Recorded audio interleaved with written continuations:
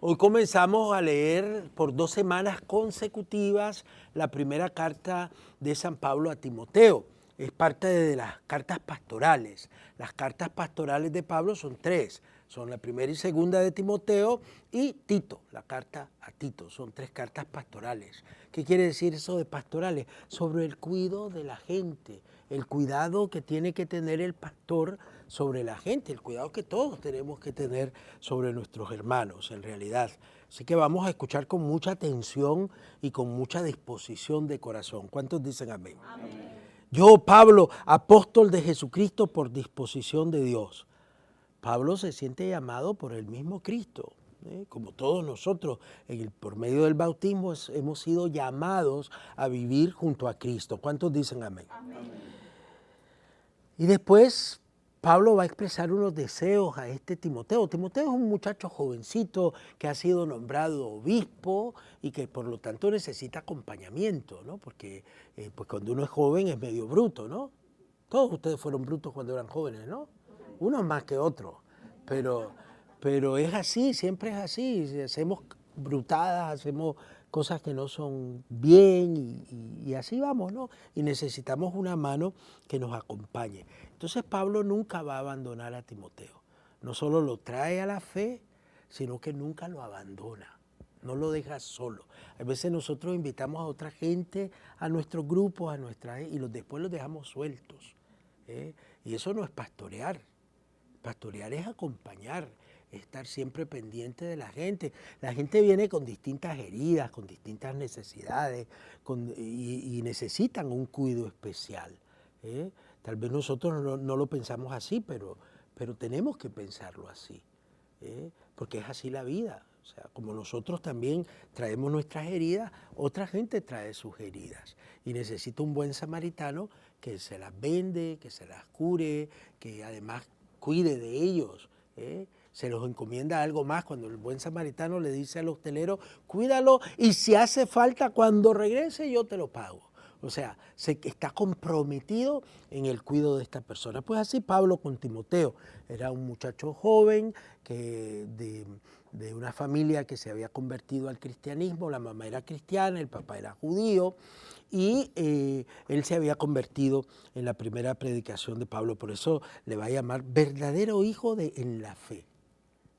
¿Tenemos a alguien que nosotros podemos llamar verdadero hijo en la fe? ¿Hemos adoptado a alguien? No se puede adoptar a todo el mundo, pero algunas 2, 3 personas tal vez sí.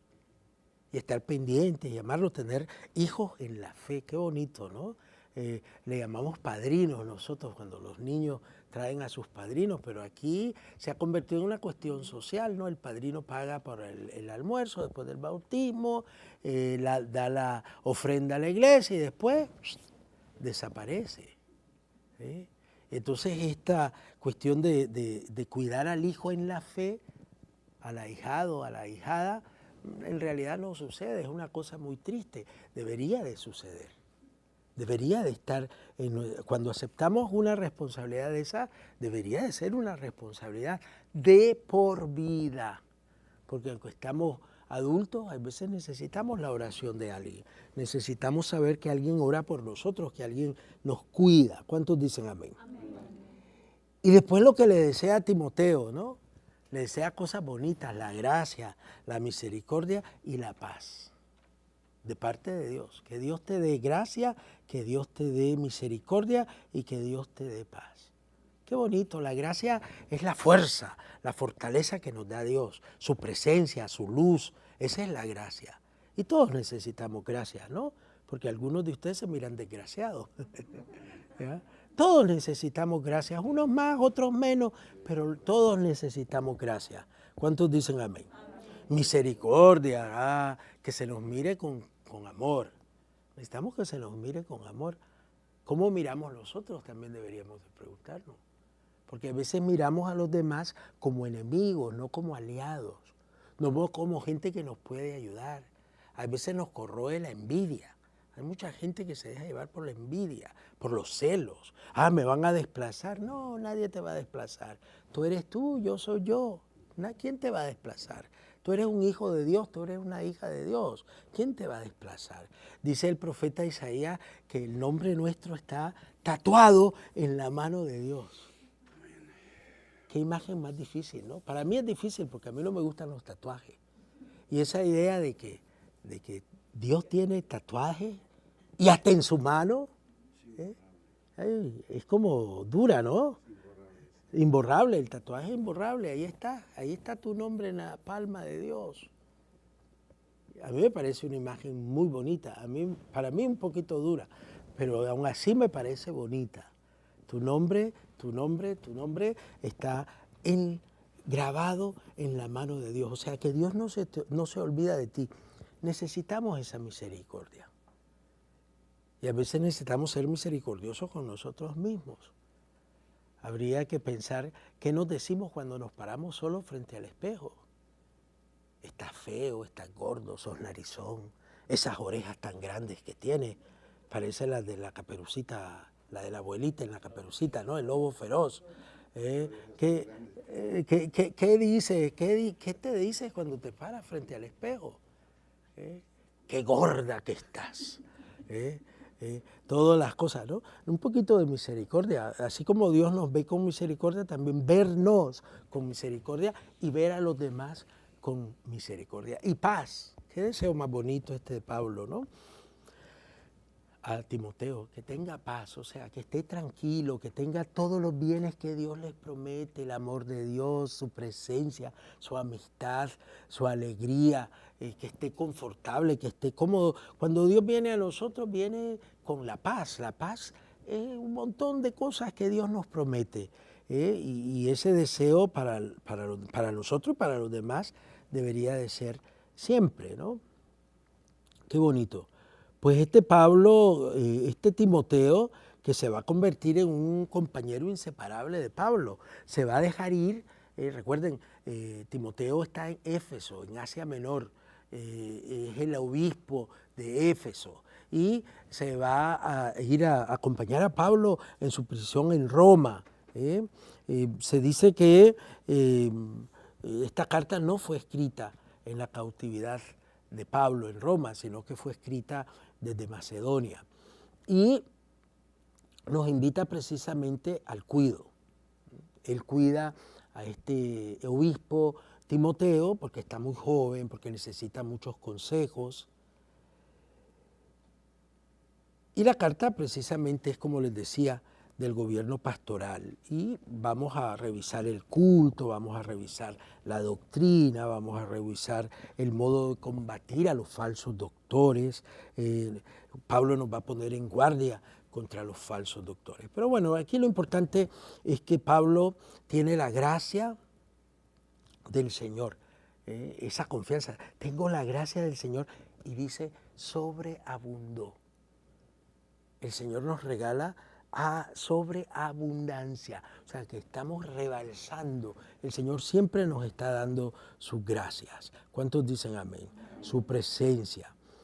Y en estos momentos de la historia también sigue, no solo fue verdad para Pablo, no solo fue verdad para Timoteo, también es verdad para nosotros. En este momento de la historia Dios nos acompaña.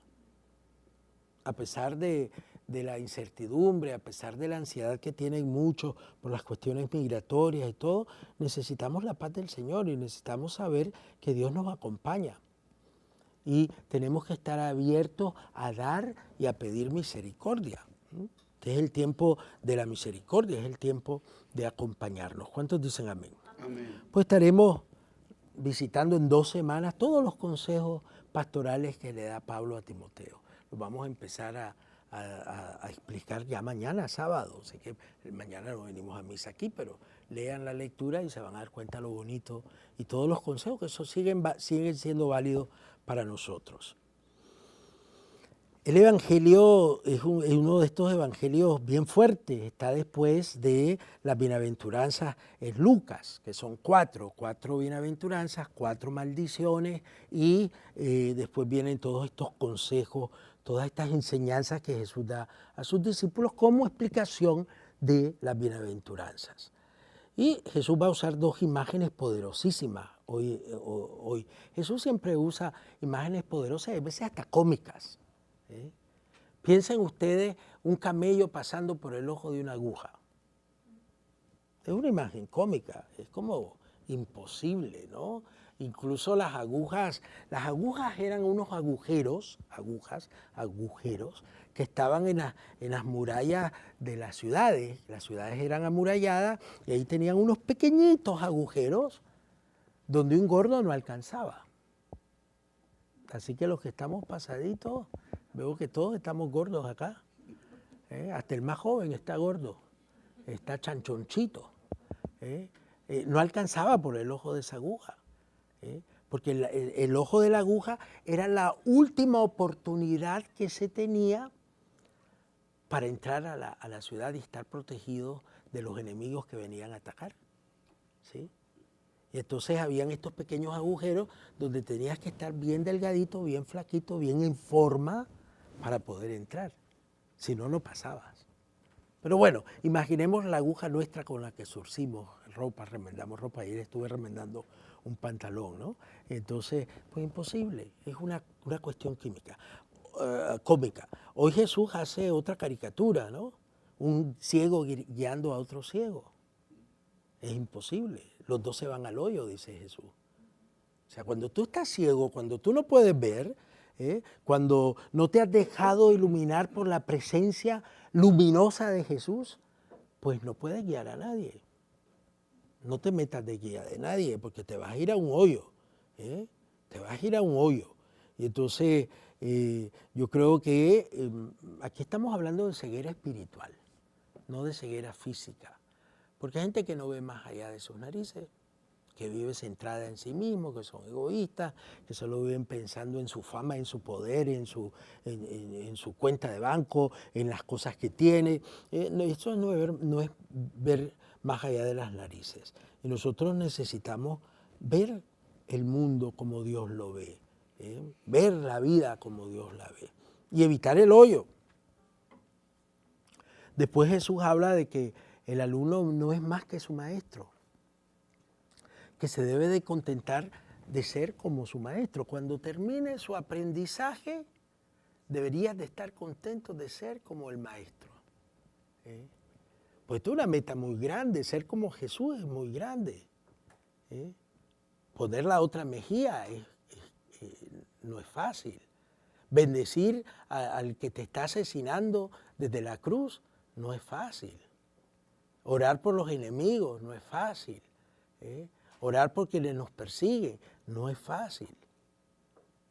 Sin embargo, deberíamos de contentarnos de ser como el Maestro. Es como una meta que debemos de tener todos. Todo el cristiano debe de intentar ser como Jesús. Intentar con todas sus ganas, con todas sus fuerzas, con todo. Ya Jesús va a ser el resto. Al final va a ser la gracia de Él que te va a llevar a donde tú no puedes estar. El lugar de la misericordia, el lugar de la paz, el lugar de la sinceridad, el lugar de la honestidad. Ahí nosotros nos esforzamos porque tenemos que responder, pero Jesús va a ser el último empujoncito, nos va a poner ahí, ¿sí? Si lo buscamos, Jesús nos va a poner ahí. ¿Cuántos dicen amén? Amén. No se trata de autoconocimiento, se trata de ser realistas, se trata de ser humanos, de ser humildes. De eso se trata, ¿no? Porque esto tiene que ver mucho con la corrección fraterna, ¿no? ¿Por qué tratas de corregir a tu hermano por cosas minuciosas, chiquitas, y tú tienes grandes vigas en los ojos que no te dejan ver?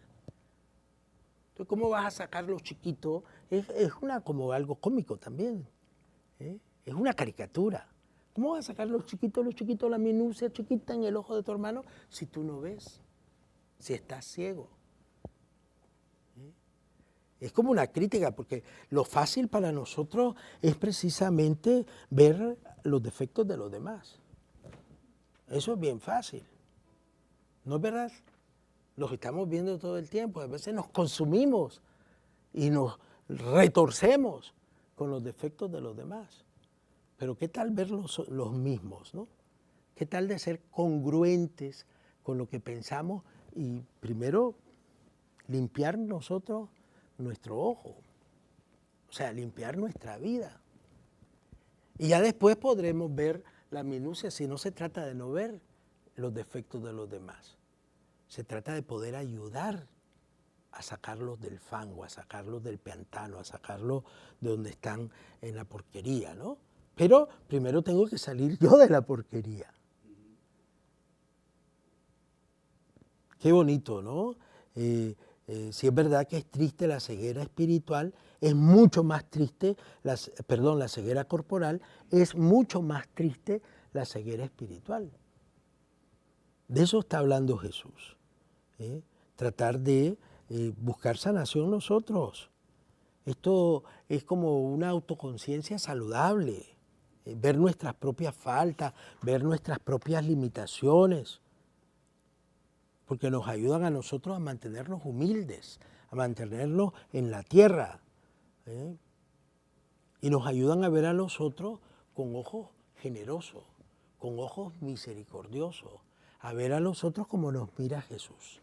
De eso se trata la vida. Al final tenemos que aprender a ver a los demás como nos mira Jesús, con amor, con misericordia.